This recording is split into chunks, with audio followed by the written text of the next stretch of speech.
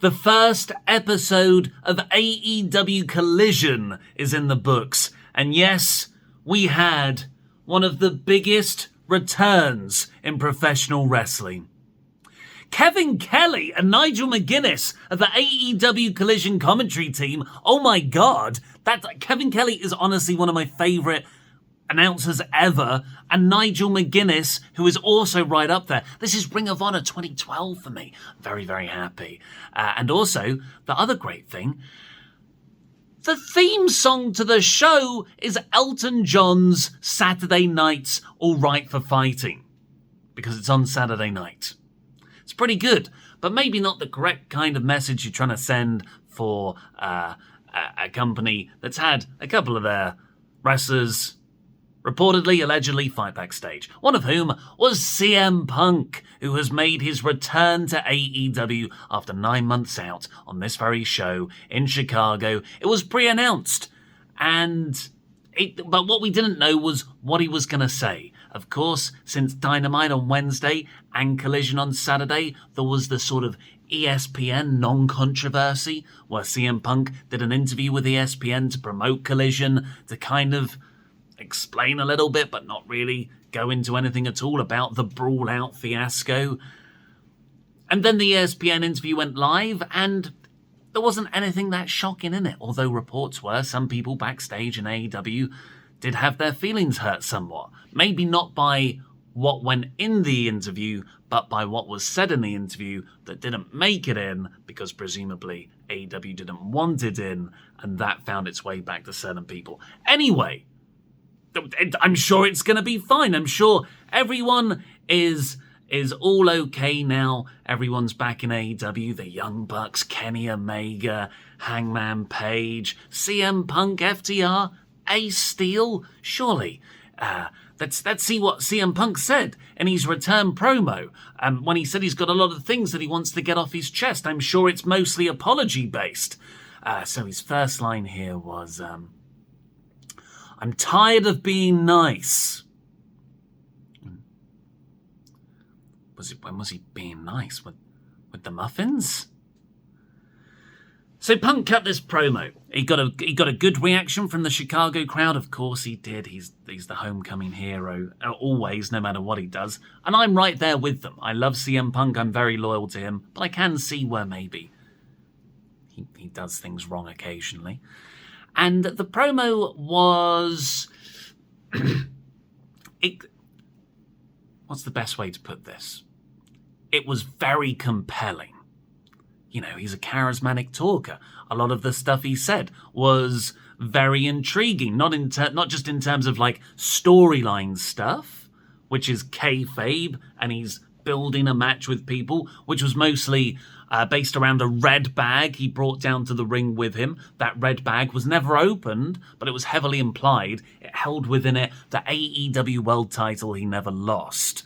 Of course, he won that back at All Out, and then disappeared for a while. He was forced to vacate it. But you can definitely do a storyline there where he calls himself the champion that never lost the belt, setting up, hopefully, a feud with the actual champion, MJF, because what a poetic rejoining of their narratives will be. He even specifically mentioned that when he said that he is the champion, holding up that red bag, not because he had the best dog collar match in history, but because he won that dog collar match.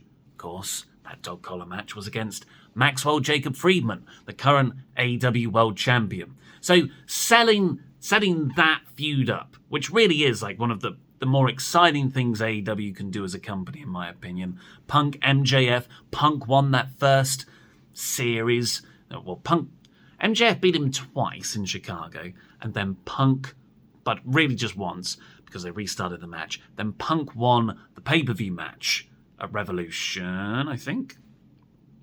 So we got a rubber match. And they're also both the world champions, kind of. That's fantastic fuel and substance for an excellent story. So that's good. That's good. I'm excited for that. Then there was the other stuff, and that was mostly aimed at the elite. And he didn't say anyone's name specifically, although he kind of said half of one of their names, and that was the Bucks. He started talking about how this is the pro wrestling business for grown-ups, implying that, I presume, he is the grown-up here. He is treating stuff like a business, whereas the other people who aren't publicly calling out the company in press conferences, they're the children. They're the ones throwing tantrums backstage and not moving past stuff to make money. And he put over the fans. He said thanks. He loves us for loving him. He again went out of his way to call the people who love him smart professional wrestling fans. Again, in that very Punkian way, saying, well, if you like me, you're intelligent. You understand what's really going on. And he keeps coming back to this idea of, where's the lie? In a sort of Bobby Fish kind of way. It's, what was his exact line? What was his exact line, Luke? Tell me when I'm telling lies. Tell me when I'm telling lies. Where's the lie? It can be summed up as. So he keeps on saying, tell me when I'm telling lies. And he keeps on, because he is the truth. That's why people don't like him, because he's uncompromising, because his presence makes people uncomfortable. The truth makes people uncomfortable. And at that point, the crowd start chanting, F the elite. Which is, presumably his intention. He knows what he's doing there and riling them up in that particular way. He says that people can boo him, people can cheer him, people can love him, people can hate him. But they won't hate him because we all know he's right. And then he said, David Zaslav calls me, because he's going through people's signs in the crowd. One says Pepsi Phil. One says CM Punk. One says CM Junk. He says, you can call me whatever you like. David Zaslav calls me Big Bill Phil. Big Bill is already a character. What's William Morrissey going by? It's Big Bill. It's Big Bill, isn't it? I think he's One Bill. Oh, One Bill Phil. One Bill Phil. If you don't know who David Zaslav is, he's the current head of Warner Bros. Discovery, who's tasked with the, quite frankly, impossible complication of a snake eating an elephant. The snake is Discovery, and Warner Bros. Is the elephant of a media conglomerate.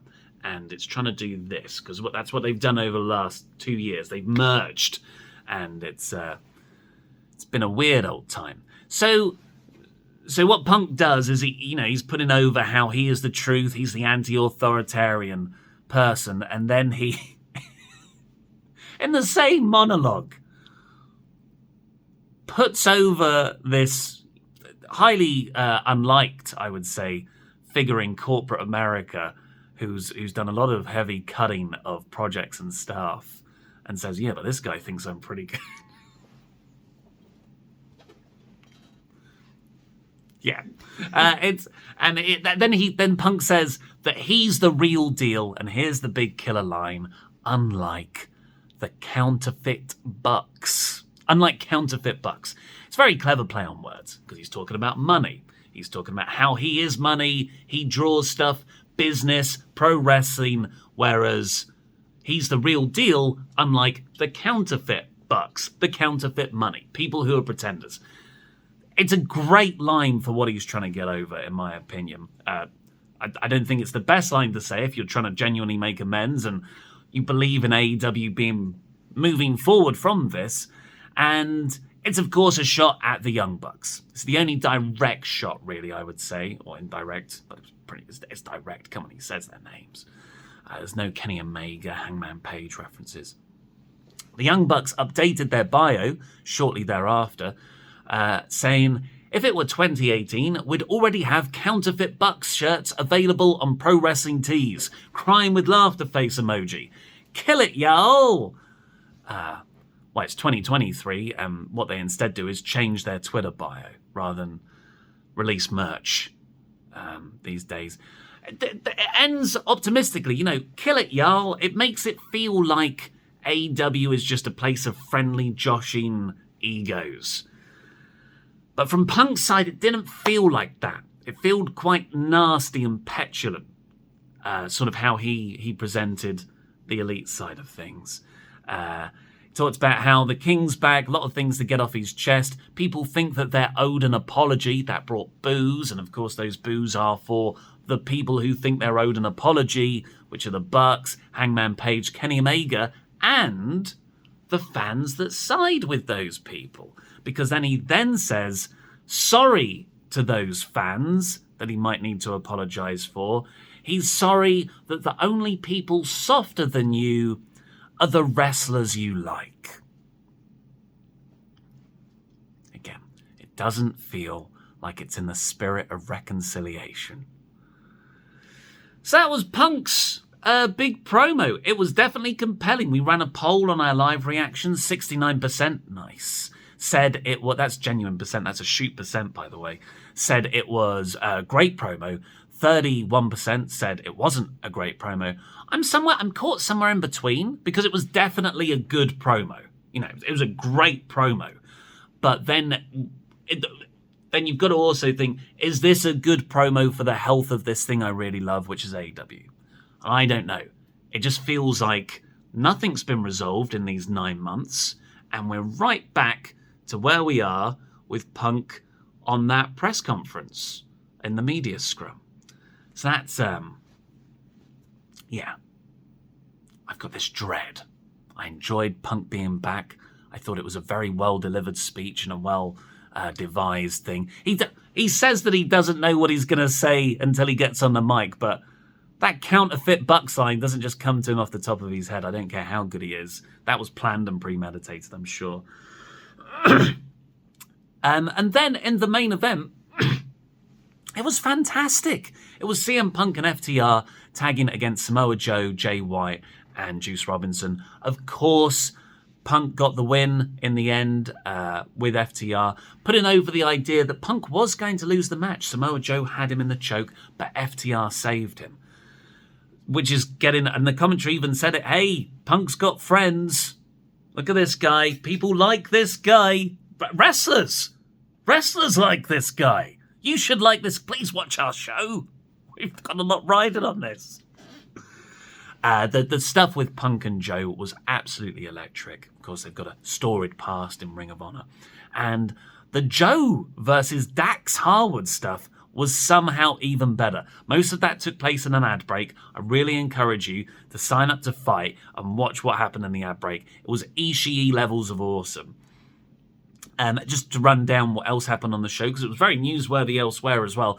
Luchasaurus is the new TNT World Champion.